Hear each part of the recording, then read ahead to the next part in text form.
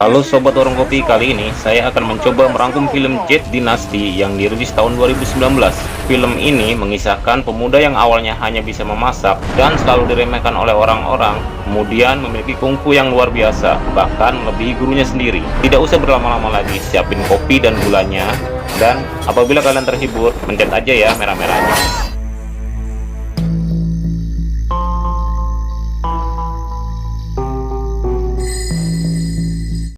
Kisah diawali dengan sebuah legenda perguruan terbesar bernama King Yuan yang memiliki 7 aliran bela diri berbeda yang masing-masing diketuai oleh 7 orang guru sakti, dan 7 perguruan tersebut bernama Puncak Tongtian, Longshou, Penghu, Chongyang, Luxia, Hyoju, dan Daju. Seluruh puncak perguruan itu memiliki ratusan bahkan ribuan murid kecuali satu puncak Daju yang hanya diisi 7 orang murid saja, di mana di antara salah satunya lebih banyak menghabiskan waktu di dapur untuk memasak daripada belajar ilmu bela diri yang bernama Shaofan. Hampir setiap hari rutinitas seru terjadi di dalam puncak Daju karena murid-muridnya yang terbilang konyol, santai, dan suka bercanda. Bahkan saat menjelang waktu makan sekalipun, sang guru yang melihat makanan berantakan tidak marah, malah mengajak mereka makan bersama. Lalu sang guru bertanya tentang perkembangan kungfu Shaofan yang sudah 10 tahun ikut bersamanya. Dengan demikian ia pun mengetes energi Qi milik Shaofan. Namun saat itu terlihat Shaofan tak kuasa menahan dorongan tenaga dalam dari sang guru. Di situ, Ling Er,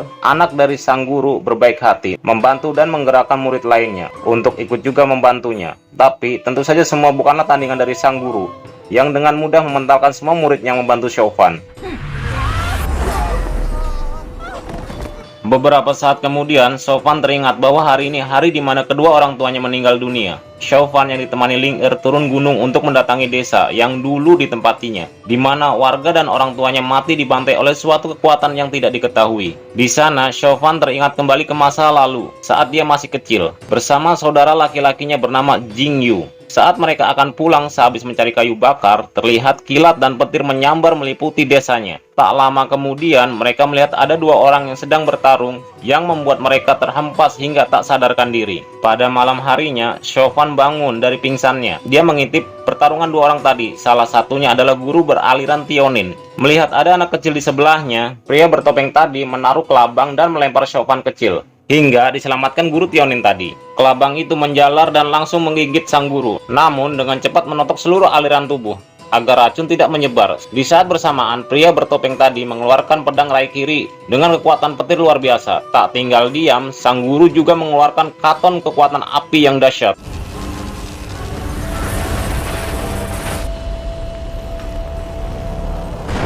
Menjelang kematian, sang guru Tionin memberi energi dan batu pusaka penghisap darah kepada Shaofan. Keesokan harinya, desa itu pun hancur berantakan saat Shaofan dan saudaranya Jing Yu menangisi kematian orang tua mereka. Para guru King Yuan datang melihat keadaan desa, dan dari situ Shaofan dan Jing Yu memasuki perguruan King Yuan. Namun mereka berpisah aliran, hingga akhirnya Shaofan dibimbing di puncak Daju, sedangkan Jing Yu berlatih di puncak Longshou.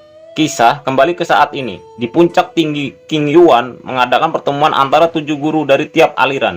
Mereka berkumpul dalam kuil megah untuk membahas tentang turnamen bela diri terbesar tradisi perguruan King Yuan yang digelar tiap 60 tahun sekali, di mana tiap aliran harus memberi perwakilan sejumlah 7 orang yang akan bertarung babak demi babak hingga muncul seorang pemenang. Singkat cerita, Shaofan yang sedang diobati oleh Ling Er, luka itu disebabkan karena Shaofan habis tertangkap basah menyelinap dan mengintip ke puncak Kyushu, di mana semua muridnya adalah para gadis yang sangat terlatih. Saat sedang diobati, Shaofan memendam rasa suka pada Ling Er yang sebenarnya telah menganggap Shaofan sebagai adiknya. Keesokan harinya, Shaofan pergi ke sebuah danau dan memanggil-manggil nama Ling Sun dengan membawa makanan yang banyak. Tak lama kemudian, keluarlah seekor naga raksasa. Terlihat Shaofan sudah akrab dengan naga raksasa tersebut. Setelah lama tak menemuinya, ternyata saat ini dia hanya ingin curhat masalah perasaannya kepada Ling Er. Lalu, dia meminta pendapat kepada naga itu. Setelah naga air mengisyaratkan agar mencium Ling Er, naga itu pun langsung masuk kembali ke dalam danau. 你是一只神兽，有点耐心好不好？ Beberapa waktu pun berlalu. Suatu ketika, Chauvin sedang berjalan-jalan di hutan, namun tiba-tiba ia digigit oleh seekor monyet liar. Dan di saat itulah kejadian tak terduga menimpanya. Darah yang keluar dari tangannya tiba-tiba membuat batu pusaka yang diberikan guru Tionin waktu ia kecil mulai bereaksi mengisap darahnya. Lalu seketika sebuah benda pusaka lainnya pun bangkit dari kedalaman air. Ternyata itu adalah tongkat sukma yang terpanggil akibat batu pusaka penghisap darah telah aktif. Saat itu juga benda pusaka tersebut bersatu dan langsung mendatangi Chauvin yang bisa diam kebingungan.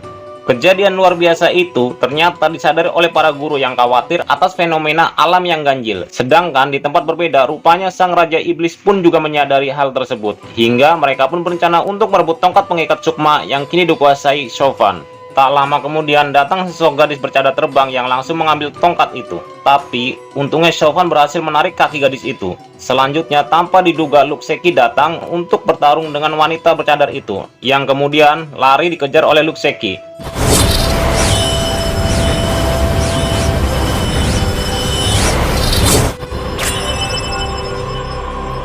Diketahui gadis itu bernama Biao, anak dari Raja Iblis. Pada malam harinya saat Chauvin terlelap dalam tidurnya, Biao datang untuk mencuri tongkat pusaka itu. Tetapi dia kesulitan mengambilnya karena tongkat pusaka itu selalu saja kembali ke tempat semula. Seakan tongkat itu tak mau pergi dari tuannya. Biao pun akhirnya kesal dan akan menusuk Chauvin. Namun tongkat itu langsung menghantamnya dan membuatnya pingsan. Pada pagi harinya, Chauvin kebingungan karena ada gadis di tempat tidurnya dan malah minta pertanggungjawabannya. Kemudian meminta tongkat itu sebagai kompensasi. Setelah baru beberapa langkah membawa tongkat sukma tadi dan lagi-lagi membuatnya kembali. Karena kesal, Biao pun menamparnya. Chauvin yang polos ini menanyakan kepada tongkat apa yang sebenarnya terjadi. Ternyata tongkat ini bisa menjawabnya. Kemudian Chauvin menjalani rutinitasnya dan menyembunyikan kejadian tersebut. Saat itu datanglah sang guru yang mengumumkan bahwa sebentar lagi akan digelar turnamen bela diri dan setiap aliran harus membawa 7 perwakilan demi membawa kehormatan. Lalu saat itu sang guru penasaran ingin menguji kekuatan Chauvin. Dengan sigap, murid-murid senior pun membantu sang guru lalu meledek Chauvin dan pura-pura terpental saat menyerangnya. Tak berselang lama, Jingyu teman semasa kecilnya datang untuk menyampaikan salam dari puncak Longshou. Namun mengetahui Chauvin diremehkan, ia pun memaki perbuatan murid-murid puncak Daju. Ling Er yang tak terima pun bertarung dengan Jingyu.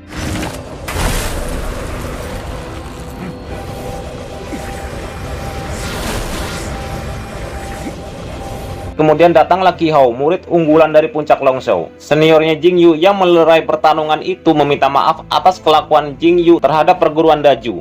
Setelah itu, Chauvin kembali ke pekerjaannya memerah susu. Namun sekilas dia melihat hal menyakitkan hatinya. Orang yang sangat dia cintai malah bermesraan dengan pria lain. Karena kesal, Chauvin berlari hingga ke tepian jurang, lalu berteriak penuh kekesalan. Ternyata teriakannya mengganggu murid perguruan lain yang sedang bermeditasi, yang lalu mengejarnya. Chauvin pun lari ketakutan, dan tiba-tiba Biao entah dari mana ikut berlari bersama Chauvin. Hingga sampailah di gua tempat mereka bersembunyi. Dan pada malam harinya, mereka pun mulai berkenalan dan menceritakan latar belakang masing-masing. Di mana Biao berbohong dan mengatakan kalau dia adalah pelayan yang kabur dari perguruannya. Mendengar ceritanya, Chauvin pun berjanji akan membawa Biao ke tempat di mana tidak seorang pun dapat menemukannya. Dan dari situ mereka berdua pun mulai akrab. Pada akhirnya, lonceng raksasa pun dibunyikan. Pertanda turnamen bela diri raksasa dimulai. Seluruh murid dari 7 aliran berkumpul. Semua tampak bersemangat dan semakin meriah saat di barisan terdepan terlihat Luxeki, yaitu murid tercantik dan terkuat di perguruan King Yuan. Sesaat kemudian, guru tetua menjelaskan bahwa para peserta pertarungan akan diundi, namun ada hadiah yang mendapat nomor 1 akan langsung lolos ke babak kedua. Pengundian pun dimulai, semua terbang mengambil nomor, tapi tidak dengan Chauvin. Melihat hal itu, semua murid pun tertawa merendahkannya. Kemudian, tanpa diduga, saat Chauvin ingin memungut undian, Luxeki dengan sengaja menukarnya, yang menyebabkan Chauvin mendapat hadiah nomor 1. Saat itu juga para murid semakin merendahkannya karena Chauvin dianggap beruntung, sedangkan Luxeki sendiri berbicara kepada Chauvin bahwa ia tak sudi jika lolos tanpa bertarung. Kemudian seluruh para guru dan murid menuju ke arena pertarungan. Semuanya nampak antusias ingin melihat pertarungan Luxeki, tapi dalam sekejap mereka pun pergi karena Luxeki terlalu cepat memenangkan pertarungan di babak awal. Sementara itu yang lain pun sedang bertarung dengan lawannya masing-masing. Lalu tibalah giliran dari salah satu murid puncak Daju. Awalnya terlihat tampak kuat, namun di sela-sela itu terlihat kalah kelas jam terbangnya. Tak berselang lama setelahnya, para guru mengumumkan siapa pemenang yang berhak lolos ke babak berikutnya. Dengan demikian, keesokan harinya dimulailah pertarungan antara Chauvin dan murid unggulan dari Puncak Chaoyang, yang penontonnya sepi karena lebih memilih menonton pertandingan lain. Dan dari situ, teman-teman satu Puncak Daju pun justru ikut pergi karena menganggap Chauvin tak ada harapan untuk menang. Kemudian pertarungan pun dimulai. Awalnya, lawan Chauvin menghibur dan menyemangatinya. Chauvin mencoba sebisa apa yang dapat ia lakukan. Berbekal tongkat sukma yang tampak seperti kayu biasa, lawannya pun menyerang dengan sekuat tenaga. Tapi yang terjadi, Chauvin kebingungan. Ia sadar bahwa tongkat tersebut berhasil mengalahkan lawannya. Satu penonton tersisa pun menganggap bahwa Chauvin memiliki kekuatan pengendali benda yang luar biasa. Singkat cerita, saat makan malam tiba, sang guru terlihat marah karena seluruh muridnya telah kalah. Namun, ia tak menyangka saat Chauvin melapor bahwa dirinya menang. Mereka semua pun senang dan bangga padanya. Hingga yang biasanya ia menjadi suruhan sekarang dilayani layaknya ketua. Dan tibalah keesokan harinya, di mana Chauvin harus melawan Jingyu, yaitu teman masa kecilnya dahulu. Jingyu juga sudah terkenal melampaui beberapa seniornya di puncak Longshou. Di saat itu, Jingyu mencoba berbaik hati kepada Chauvin kalau dirinya tidak akan terlalu serius, lalu pertarungan di antara keduanya pun dimulai.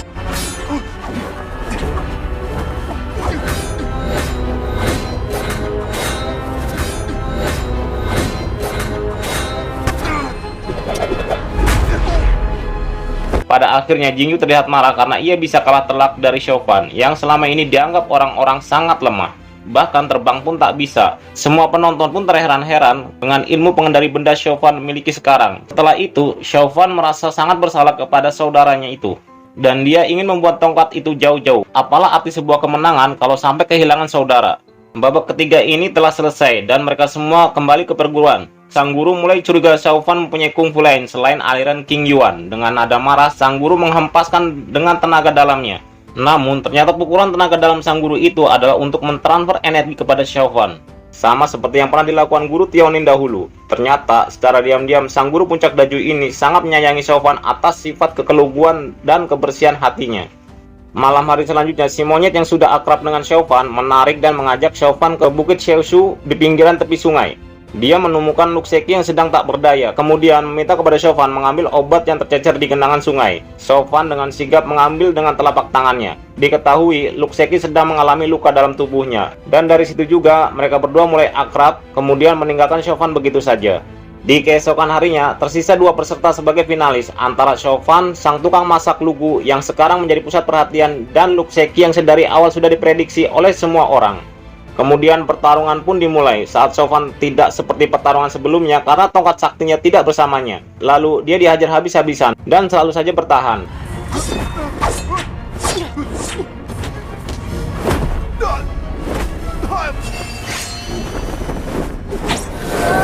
Akhirnya Luxeki menghunuskan pedangnya, namun tiba-tiba tongkat sakti itu pun muncul dan menghalau pedang Luxeki. Berlanjut ke pertarungan udara, Chauvin bisa saja menyelesaikan pertarungan, namun karena melihat luka Luxeki, dia mengalah. Begitupun Luxeki mengganti serangan pedangnya menjadi hempasan telapak tangan. Akhirnya Chauvin terkapar tak sadarkan diri. Para guru yang melihat pusaka iblis berada di tangan Chauvin mulai mencurigainya sebagai pengikut aliran sesat.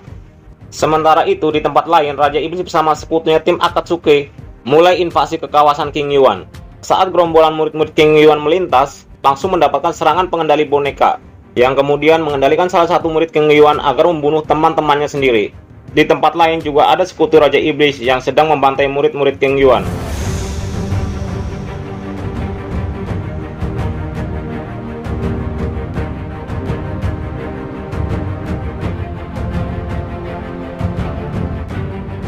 Beberapa saat kemudian, di dalam perguruan King Yuan, Chauvin ditahan dan akan dinetralisirkan ilmunya oleh para guru. Di sana, dia dijaga ketat oleh beberapa murid pilihan. Terlihat Biao mengendap-endap lalu menggunakan serbuk tidur, kemudian segera menolongnya.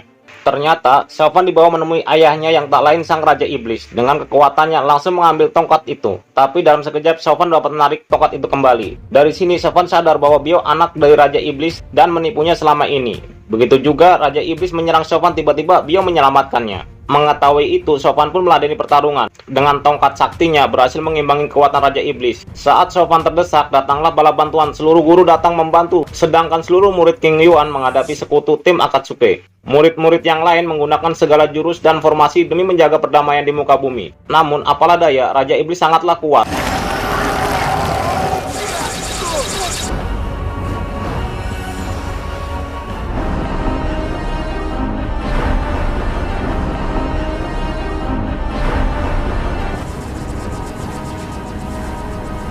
lalu melenyapkan mereka semua. Saat Chauvin menghalangi pedang Luke Sheki yang akan menebas Biao, di kejauhan Raja Iblis menyerang 7 guru dengan kekuatan hitamnya, dan para guru menahan dengan kekuatan rai kiri petirnya. Pemandangan itu membuat Chauvin teringat kalau desanya dihancurkan oleh kekuatan rai kiri petir itu. Namun dengan ketabahan hati tetap membantu mereka menghalangi dari serangan Raja Iblis. Dengan kekuatan tongkat sakti, kemudian para guru membantu dengan memberikan energi tiap aliran, hingga tubuh Chauvin telah dibentengi benda pusaka mampu menampung seluruh energi itu, hingga pada akhirnya ia berhasil meledakkan kekuatan yang dahsyat. Saat Raja Iblis karat dan ingin pergi, ia mengatakan kalau Chauvin telah menyerap energi iblis, dan tongkat sakti adalah pusaka dari kerajaan iblis. Dengan demikian, cepat atau lambat Chauvin akan menghancurkan King Yuan. Dan benar saja, perasaan dendam Chauvin pun bangkit. Aura kegelapan mulai menyeliputi dirinya. Para guru harus mengambil tindakan, bahkan juga gurunya sendiri, walaupun hatinya menolak. Namun apalah daya, Chauvin sudah menyerap seluruh aliran perguruan King Yuan, hingga dengan mudahnya mengalahkan seluruh para guru yang membuat mereka terpental tak berdaya.